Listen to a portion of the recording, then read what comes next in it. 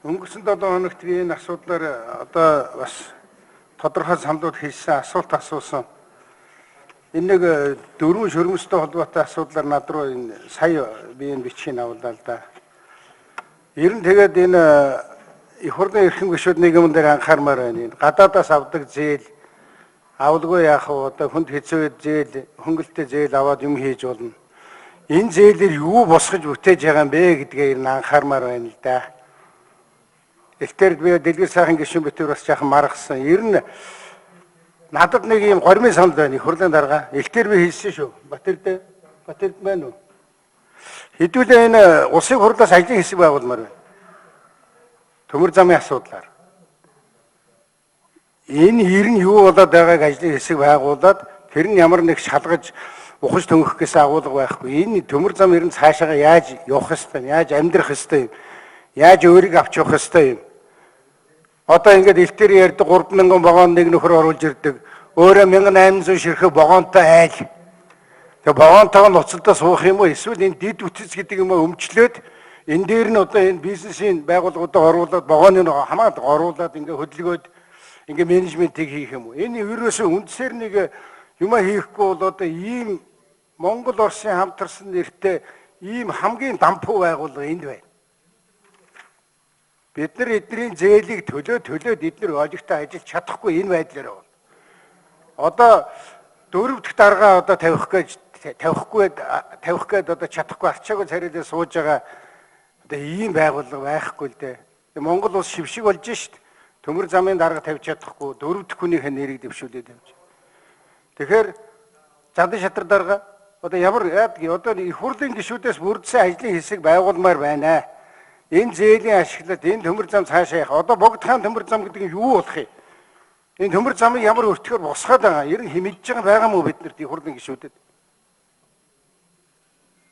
Ард иргэд биднээс асуугаад байна шүү дээ. Ямар бодлого шиглэлээр энэ төмөр зам нь цаашаа яаж явах гээд байгаа юм? Царгийн асуудлаар одоо миний үеэс эхлээд маргасан.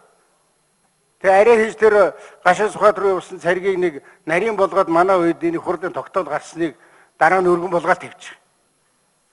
Одоо ингэж амьдрах юм уу? Одоо Оросын холбооны улстай хамтарсны ганц компани үлдсэн. Бусдын одоо янз бүрийн хулгай дээрм хийгээд дуусгасан. Одоо энэ ганц компаниа цаашаага зөв авч явмаар байна. Их хурлын гишүүд ард түмний элч төлөөлөгч болоо сууж байгаа хүмүүс бид нар энэ дээр орж үнэн мөнийг нь тогтоомоор байна.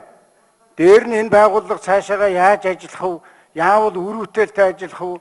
Яавал одоо энэ их Аз Европыг холбосон энэ мундаг төмөр замыг шинжлэх үү? Юуг нь яаж өөрчлөх үү гэд ингэмээр байна. Одоо энэ бүүн болж штэ тээврийн бизнес гэдэг чинь одоо дэлхий дээр үнэн өсөд ингэж яхад бид нар бүр нэг арчаагаа алдсан хэдэн амтэн алдагдaltaй ажиллаа сууж идэг. Ашиг гэвэл нэг хитгэн тэрүүн төгрөг. Тэгээ зээлээ биднийг төлгөө сууж идэг. Ийм байж болохгүй. Энэ бизнесийн байгууллагын бизнесийн шугамаар ажилуулмаар байна. Дэд үтцээ энэ магадгүй би миний одоо бодол шүү. Зөв бурууг мэдэхгүй хамтраад яри. Дэд одоо бусад улс орнд тэгээд ш дэд үтцээ төмөр замд өвчлөөл бусад төр хөдөлгөөрөлтгүүнийг одоо хувийн компаниуд өгөөд менежментийг хийгээд амар их ашигтай ажиллана энэ төмөр зам.